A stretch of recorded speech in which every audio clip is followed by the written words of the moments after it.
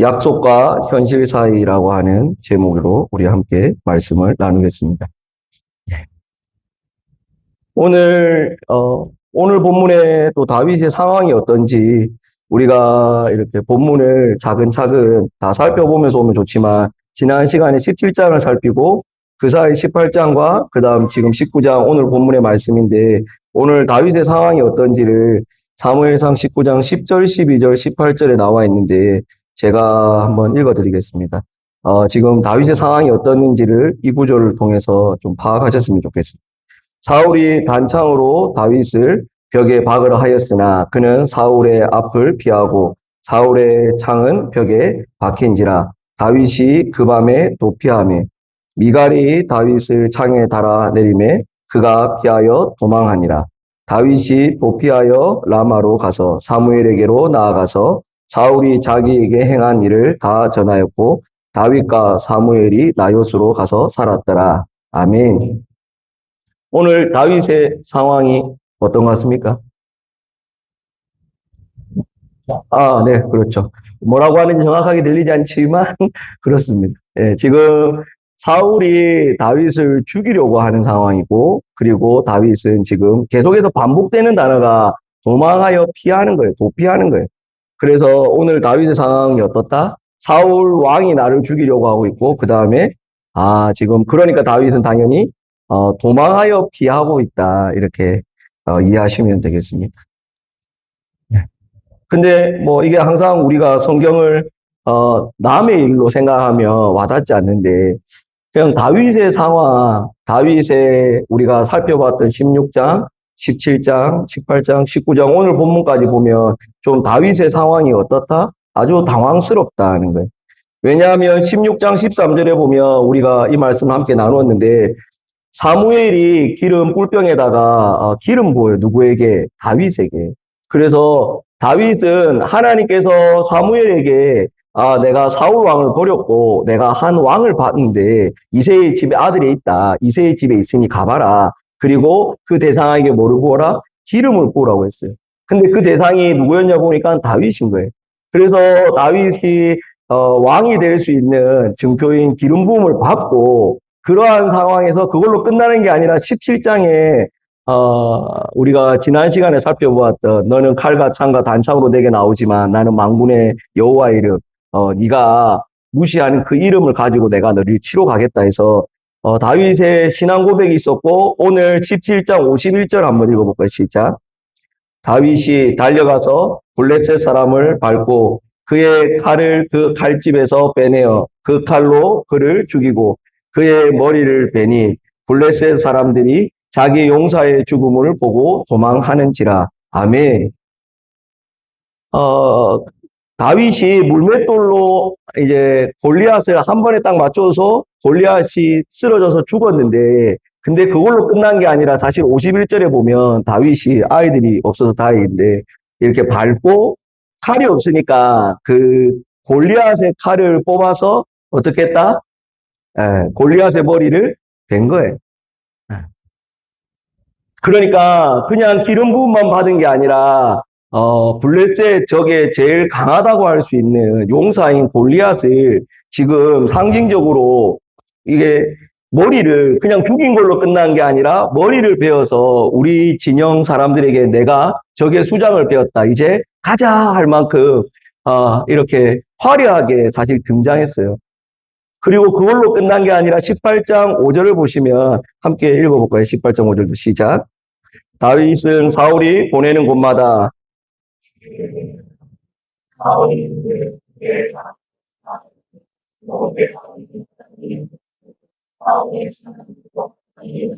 아멘.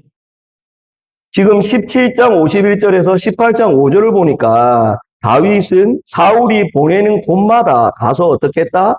지혜롭게 행했고 사울이 그를 군대의 장으로 삼았는데 그걸로 끝난 게 아니라 온 백성이 그것을 그래 다윗이 우리의 장이 될 만하다 이렇게 다 하고 사울의 신하도 합당히 여기 그러니까 지금 다윗은 하나님의 기름 부으심을 받고 지금 뭐하고 있다 계속 승승장구하고 있는 거예요. 지금 잘 되고 있는 거예요. 그리고 왕으로서의 준비가 탄탄하게 되고 있는 상황입니다.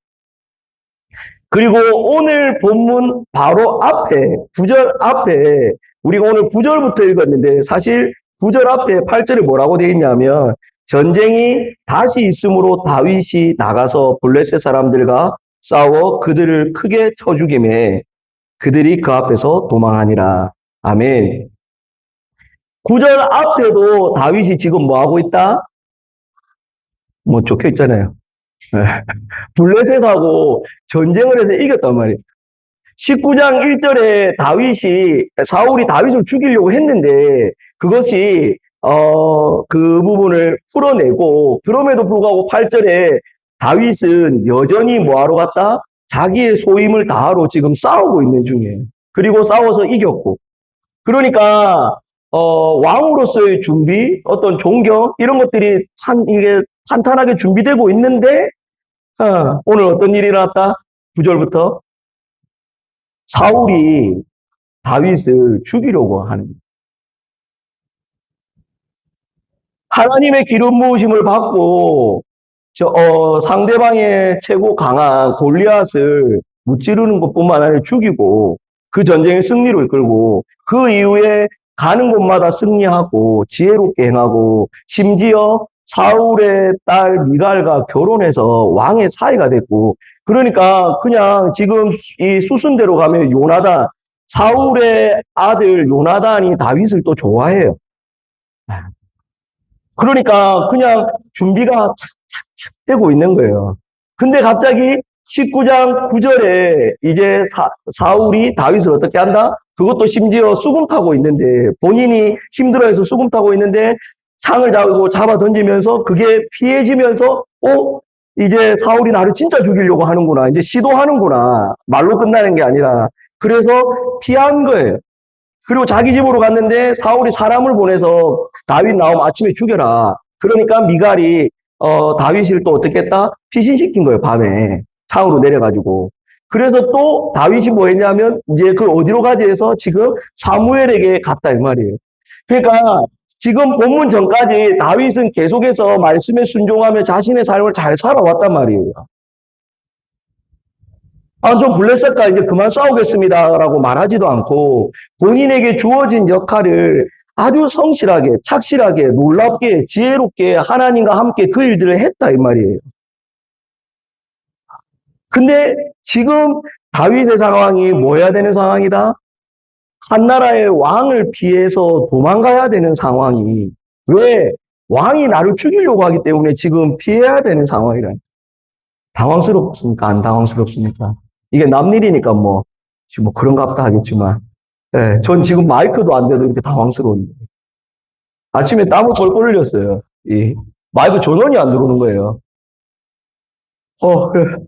그게 너무 에너지를 많이 이렇게 빼앗겨가지고. 여하튼, 별일 아닌데도 당황스러운데, 이때까지 잘 살고 있다가 갑자기 너무 실명을 거론해서 그렇지만, 대기 집사님이 저 죽이겠다고 하면 얼마나 제가 당황스럽겠어요. 너 이때까지 얼마나 잘해줬는데 이렇게 생각할 수 있잖아요. 아니, 여기서 그렇게 생각 안 하지만, 내가 너무 적절한 얘기인지는 모르겠지만, 예약도 다 받아주고, 이렇게 엄청 이 나라를 위해서 대기 집사님 사업을 위해서 막 얘기했는데, 갑자기 대기 집사님 나한테 창 던지고 이러면 당황스럽잖아요.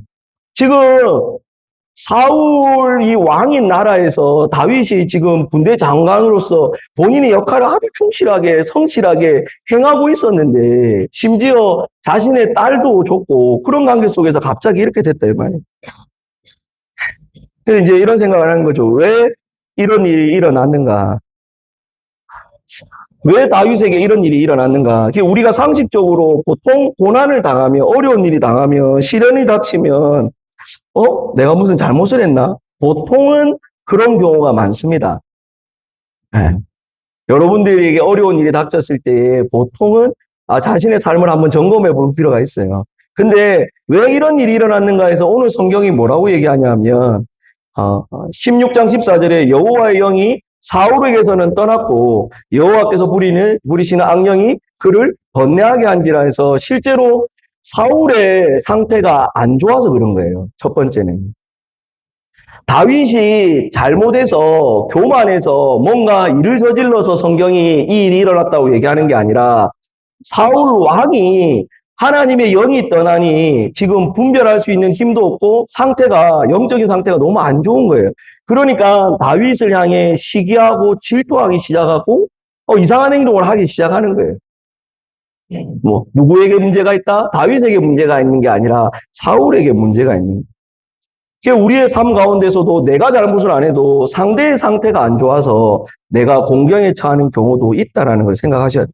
18장 12절, 28절, 29절에 여호와께서 사울을 떠나 다윗과 함께 계심으로 사울이 그를 두려워한지라. 여호와께서 다윗과 함께 계심을 사울이 보고 알았고 사울의 딸 미갈도 그를 사랑하므로 사울이 다윗을 더욱 두려워하여 평생에 다윗이 대적이 되니라. 아멘.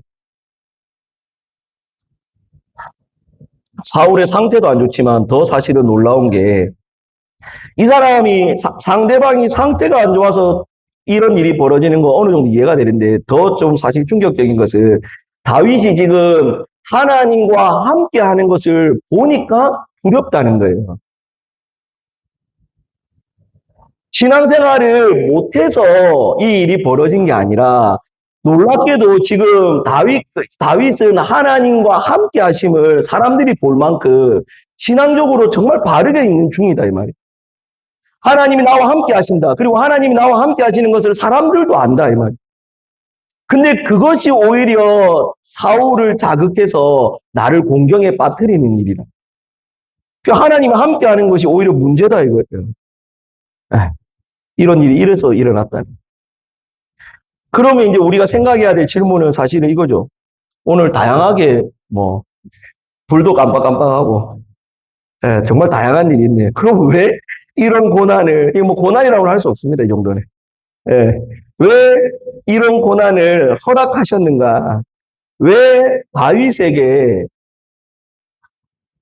하나님의 약속은 왕인데 왜 다윗에게 이런 일이 일어났는가 했을 때 우리 신명기 8장 2절 3절 하나님께서 왜 광야의 고난을 이스라엘 백성들에게 광야의 고난을 허락하셨는가를 신명기 8장 2절 3절에서 말씀해 주고 있는데 길지만 아니고는 한번 같이 읽어보겠습니다. 시작.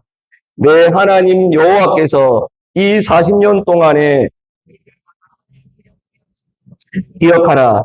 이는 너를 낮추시며 너를 시험하사 내 마음이 어떠한지 그 명령을 지키는지 지키지 않는지 알려 하심이라.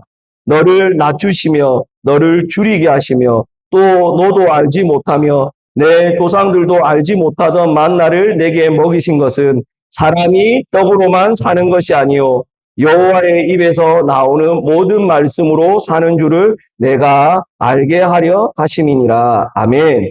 하나님이 왜 이 백성들로 하여금 사실 그들이 정탐을 보내서 40일 정탐을 보내서 그걸 하루로 1년으로 계산해서 고난을 하나님께서 주셨는데 벌을 주셨는데 그 벌 자체도 그 고난 자체도 사실 왜 이것을 허락했느냐 하면 너를 낮추시고 시험하사 내 마음이 어떠한지를 살피려고 지키는지 안 지키는지 그리고 사람이 떡으로만 사는 존재가 아니라는 것을 가르쳐 주려고 이 고난을 허락했다는 거예요. 그러면 왜 이런 고난을 허락하셨는가에 대한 사실 다윗이 왜 이런 고난을 당했습니까? 라고 하면 성경 말씀에 있을 줄 알았거든요. 저는. 저 혼자 예전에 제가 이 말씀을 준비하고 설교할 때는 어땠냐면 하나님 왜 다윗에게 이런 고난을 허락하셨습니까? 했을 때 네. 이런 고난을, 네. 왜 이런 고난을 허락했냐 했을 때, 다윗을 성숙한 사람으로, 왕으로 준비시키려고 하나님께서 이 고난을 볼까요? 저는 어두워도 되긴 되는데. 네. 왜 이 고난이, 왜 이 시련이 왔는지 모르겠지만, 네.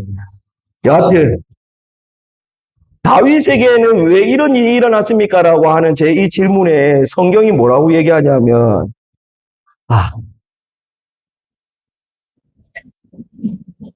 잠시만요.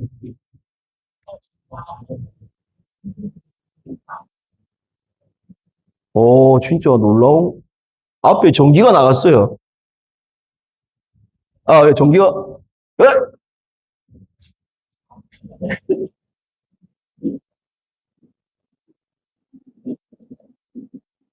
요것도 진짜 애매하네요. 네. 네, 뭐 하다가 또 끊기면 끊기는 대로 하겠습니다. 네. 성경에 왜 다윗에게 이런 일을 허락하셨는지가 명확하게 나오는 구절이 있다, 없다? 아, 없네요. 이제는 앞에 이게. 아, 예. 아, 끌까요? 아, 진짜.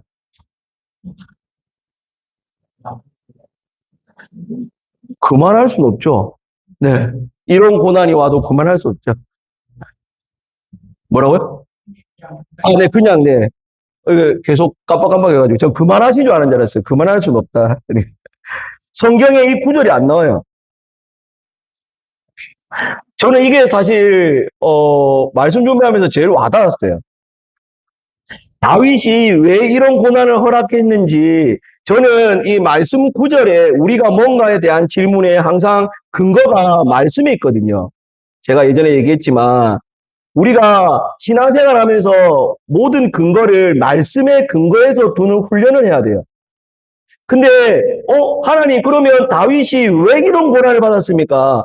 신명기에 광야에서 이 사람들을 고난을 주신 이유가 있는데 다윗에게는 왜 이런 고난이 다윗은 잘못이 별로 없는데 사울의 상태가 안 좋아졌고 다윗은 자신의 일을 꾸준히 했는데 왜 그런 일이 벌어집니까에 대한 성경이 명확한 구절이 없다는 거예요.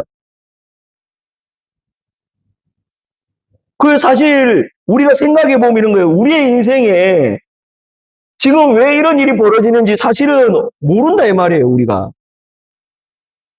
제가 어제 뭐 사고를 쳤기 때문에 지금 교회에 전기가 안 들어오는 게 아니잖아요. 그 우리 인생에 사실 일어나는 수많은 고난, 수많은 시련, 역경들이 하나님 왜 일어났습니까? 했을 때에 명확하게 그래 이래서 일어났어라고 말씀하지 않을 때가 많다 이 말이에요.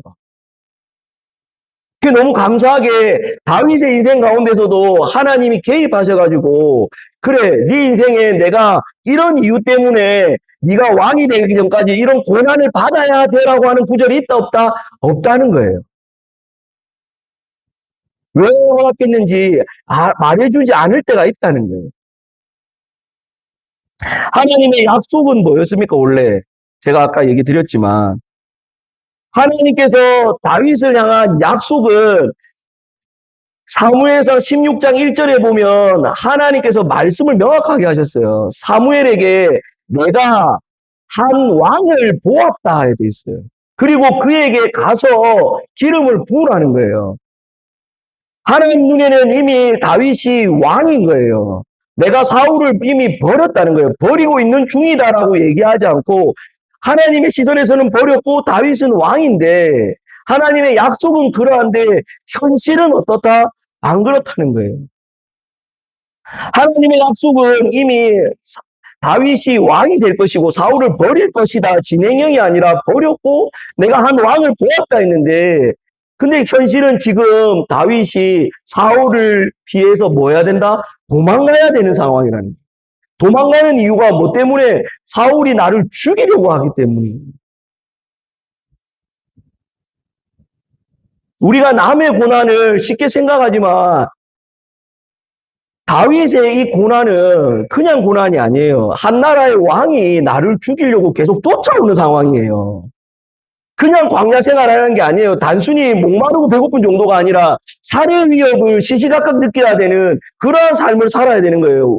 왜? 내가 아무 잘못이 없는데 사울의 상태가 안 좋아서 나를 시기하는 거고 내가 하나님과 함께하고 내가 블레셋과 전쟁도 했고 내가 수많은 일들을 하나님 앞에서 했는데 오히려 그 결과가 뭐였다?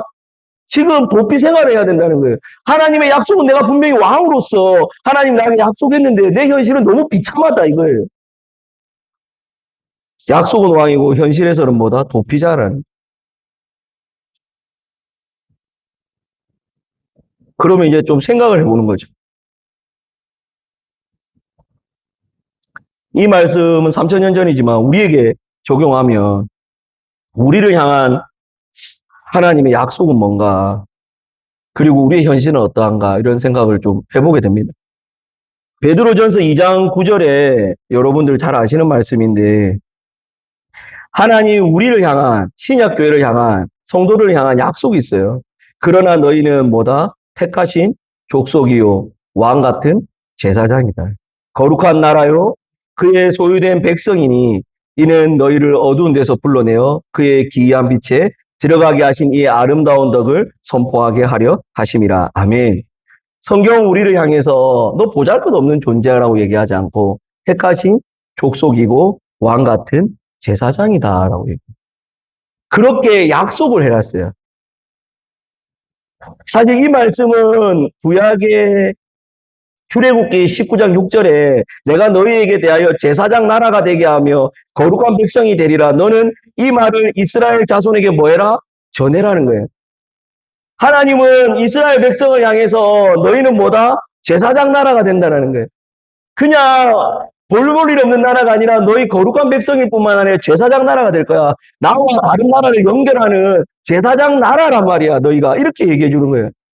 근데 이 약속과 별개로 현실은, 이스라엘 백성들의 현실은 그 말씀을 출애굽기 19장 6절이면 어디에서 받았는지, 우리가 20장에 십계명이 나오는데 시내산에서 받았으니까 이 이스라엘 백성들이 가나안을 땅을 차지하고 있는 상황에 주신 말씀이 아니라 현실은 뭐다? 떠돌이 생활인 나그네 때, 광야 시대에 이 말씀을 받았단 말이에요. 약속은, 우리의 현실은 보잘것없는데 광야 생활하고 내 집 하나 없고 내 땅 하나 없는 그 이스라엘 백성을 향해서 너 제사장 나라야. 너 거룩한 백성이야. 이렇게 얘기하고, 베드로전서도 놀랍게 이거를 같이 성경을 펼쳐놓으면 좋은데 2장 9절에 방금 약속했거든요. 뭐라고? 너희는 택하신 족속이요 왕 같은 뭐다? 제사장이다. 약속을 했어요. 근데 2장 10 베드로전서 2장 9절에 그렇게 해놨는데 9절 그렇게 해놓고 10절 11절에 뭐라고 되어 있냐면 이렇게 되어 있어요. 사랑하는 자들아 너희가 거류민과 나그네 같은 너희를 권하노니 영혼을 거슬러 싸우는 육체의 정욕을 제어하라 돼 있어요. 9절에 하나님이 약속했어요. 너희는 왕 같은 제사장이다. 근데 11절에 다시 베드로가 뭐라고 얘기하냐면 사랑하는 자들아 너희가 거류민과 나그네 같다 말이에요. 9절에 그렇게 왕 같은 제사장을 했지만 실제 너희가 이 땅의 삶은 어떠하다? 나그네와 같다. 행인들과 같다. 하나님이 너희를 향해서 너희는 왕 같은 제사장이야 라고 얘기하지만, 약속은 그러하지만 현실에서의 우리의 삶은 꼭 다윗과 같이 우리의 삶은 이 땅에서 하나님이 신약에서도 그렇게 약속해놨지만 저를 향해서 너는 말씀을 전하는, 우리를 향해서 우리는 복을 가지고 있는 예수 그리스도의 그 복을 전하는 귀한 사람이다라고 성경이 말하지만 현실 속에서는 신약교회도 마찬가지고 권력을 가지거나 힘을 가지거나 한 적이 없단 말이에요. 나그네와 같대. 이 말씀을 할 때 사람들이 잡혀갔단 말이에요. 로마의 압제를 하나님이 걷어주신 게 아니라 놀랍게 하나님의 약속이 있음에도 불구하고 나그네와 같이 도피하는 자들과 같이 살았단 말이에요.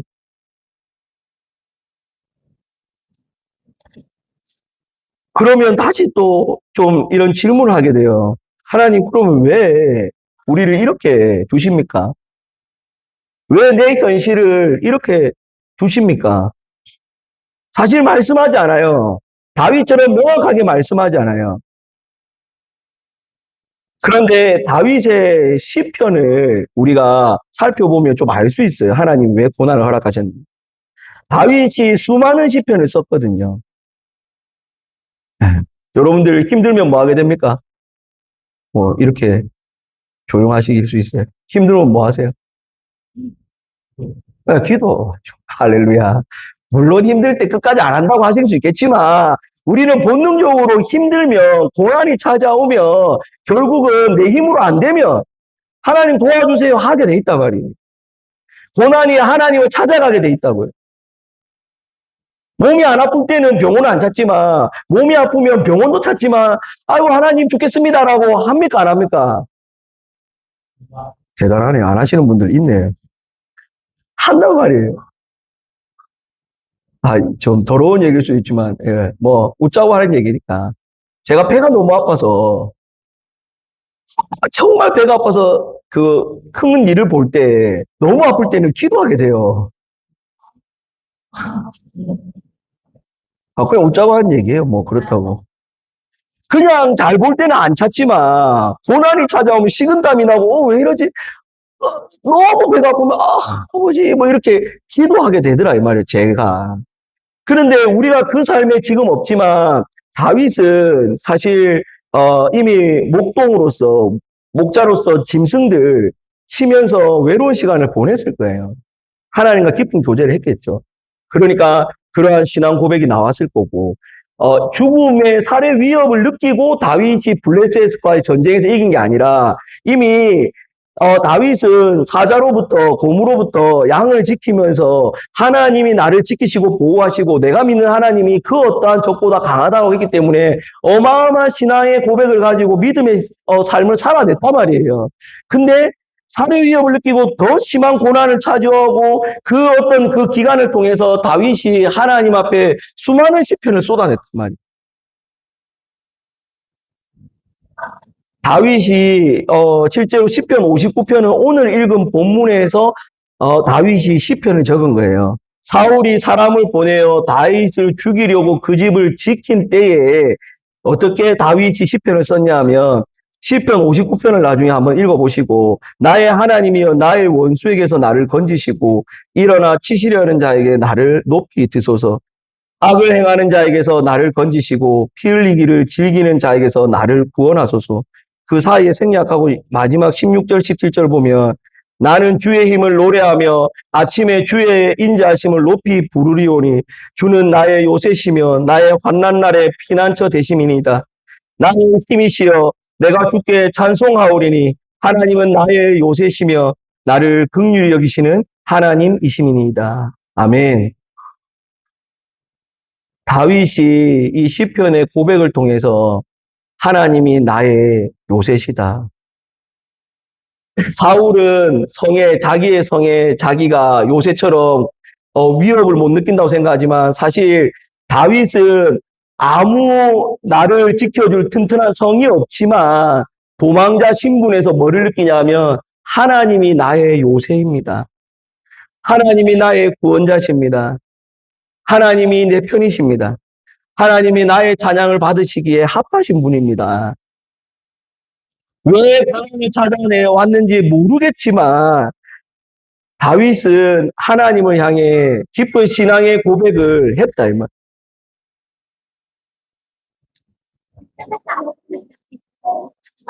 우리가 살아가면서 저도 마찬가지고 왜 하나님 내가 왜 이런 고난을 받아야 됩니까? 내가 왜 이런 힘든 상황 가운데 있어야 됩니까? 했을 때 하나님이 명확하게 그래 네가 나중에 이렇게 될 거기 때문에 네가 어떻게 될 거기 때문에 내가 이 고난을 허락하는 거야라고 대부분 말씀 안 하세요. 근데 뭐는 아냐면 지나온 세월 딱 돌아보니까 지난 세월 하나님 앞에 딱 돌아보니까 그 고난이 내가 하나님을 깊이 만날 수 있는 뭐가 되었다? 통로가 됐다니. 세상이 나의 요새가 아니라 하나님이 내 요새군요. 하나님이 나를 지키시고 보호하고 이 고난 가운데서도 나를 인도하시는군요라고 경험하게 된다 이 말이에요. 그 고난의 시기가 다윗도 그렇고 저도 그렇고 우리도 그렇고 힘들어요. 힘들죠. 안 힘들지 않잖아요. 고난밖에 원치 않아요 아무도. 그럼에도 불구하고 우리가 마음을 말씀을 통해서 위로받고 도전받고 힘을 얻는 거는 뭐냐면 그래 이게 나로 하여금 하나님을 더 깊이 경험하게 할 거야. 다윗의 시편의 고백처럼 나도 이 시기가 지났을 때 돌아보면 왜 이런 일이 벌어졌는지 모르겠지만 하나님 내가 믿는 하나님 이런 하나님이구나라고 고백하게 된다는 거예요. 제 지난 세월 돌아봤을 때에 못 먹고 못 입을 때도 하나님께서 늘 저를 입히시고 먹이시고 여기까지 인도하셨단 말이에요. 마음가짐에 여러분들이 말씀을 통해서 어떻게 이 상황을 바라보느냐. 이 상황을 통해, 이 고난을 통해, 이 어려움을 통해 내가 하나님 더 깊이 경험하기를 원하시는구나. 그래서 다윗의 고백이 나의 고백, 우리의 고백 되기를 원하시는구나. 이게 편안할 때는 몰라요. 다윗이 편안할 때는 이런 시편의 고백을 할 수 없어요. 고난이 찾아왔기 때문에, 어려움이 찾아왔기 때문에 하나님 앞에 시편의 고백을 하는 거죠. 로마서 우리 5장 3절 4절 이것도 많이 들어보셨을 텐데 제가 한번 읽어드릴게요. 다만 이뿐 아니라 우리가 환난 중에서도 즐거워하나니 이는 환난은 인내를, 인내는 연단을, 연단은 소망을 이루는 줄 알미로다. 아멘. 환난 중에서도 우리가 쉽지 않지만 성경은 즐거워할 수 있다는 거예요. 왜냐하면 환난의 결론이 뭐기 때문에 소망이라는 거예요. 쉽지 않아요. 그러니까 말씀이 있겠죠. 저도 제가 환난을 당할 때 인내하는 거, 그리고 그것을 연단하는 과정으로, 그리고 결국 그것이 소망을 이루어낸다라고 바라봐야 되는데, 우리의 시선이 지금 당장 내 눈앞에 있는 고난 때문에 이 소망을 바라보면서 즐거워할 수 없는 거예요. 근데 하나님의 말씀을 통해서, 다윗의 모습을 통해서, 우리 예수 그리스도의 모습을 통해서, 우리의 삶을 통해서 이렇게 환난 중에서도 그래 즐거워할 수 있겠구나. 왜냐하면 이게 뭐다? 소망을 이룬 줄 알기 때문에. 제가 이렇게 무슨 일이 터지잖아요, 여기서. 어떤 사건이 터지잖아요. 그럼 우리 아이들이 얘기를 해요. 뭐라고 하냐면, 이거 아빠 기도 제목에 쓸 거지. 이렇게. 이것도 적을 거지. 네. 그 일이 나로 하여금, 우리로 하여금, 나를 위해 기도해 주는 사람들이 그 고난 가운데, 그래, 하나님 어떻게 일하시는지를 보게 한다, 이 말이에요. 우리의 상황, 저의 상황, 여러분의 상황을 제가 모르지만 하나님의 말씀을 통해서 하나님이 여러분이 고난당할 때 이런 이유 때문입니다. 명확하게 말씀 안 한다 할지라도 하나님의 말씀을 붙잡고 그래, 내가 이 시간 지났을 때 이 시간 가운데 하나님이 나를 어떻게 지키고 보호하고 인도하는지를 경험하면서 우리가 찬양할 때 신실하신 하나님 찬양할 때 그렇지. 내가 믿는 하나님 참 신실하셨지. 신실하시지. 신실할 것이지. 그렇던 이 입술의 고백이 그냥 찬양의 멜로디만 따라하는 게 아니라 내 찬양의 고백, 우리 찬양의 고백이 되기를 축복합니다. 쉽지 않지만 오늘 말씀처럼 환난 중에도 즐거워하시고 환난의 인내를, 인내는 연단을, 연단은 소망을 이루는 줄 아시고 알면 조금 그 고난을 쉽게 견딜 수 있어요. 모르면 괴롭지만 알면 어떻게 할 수 있다? 쉽게 좀 그나마 견딜 수 있어요. 그래서 저도 그렇고 여러분도 그렇고 영안이 더 열려서 그래 이거 하나님 나로 하여금 뭔가를 또 하시려는구나. 이렇게 좀 받아들이시면서 그 시기를 잘 이겨내시기를 축복합니다. 할렐루야. 네. 찬양. 네. 말씀을 길게 했습니다. 그래서. 네. 사실 이거 뭐 또 감사하네. 이것도 감사하네요. 광야 찬양을 하고 싶었는데 좀 높더라고요. 그래서 제가 다른 찬양을 골랐는데 여하튼 각자 또 집에 가서 광야 또 찬양도 들어보시고 해보시고 제가 기도하고 네. 원래 하나님 앞에 각자 기도하는 시간도 가지면 좋은데 그래도 우리가 수요일 날 제가 말씀을 전했지만 이렇게 꼭 소리가 안 내어도 입술로라도 한나가 하나님 앞에 기도했거든요. 이렇게 한 1분 정도라도 좀 뭐 음악이 없지만 하나님 앞에 여러분의 상황을 제가 몰라요. 예. 그렇지만 고난 가운데 있다면 하나님 명확하게 말씀해 주지 않아도 내가 이것을 견뎌낼 수 있는 알물 주시옵소서. 이게 소망을 이루는 줄을 알게 해달라고 그렇게 좀 기도했으면 좋겠고 그리고 나서 제가 기도하고 봉헌 기도하고 축도하겠습니다. 함께 우리 기도 잠시 하겠습니다. 하고 제가 기도하겠습니다.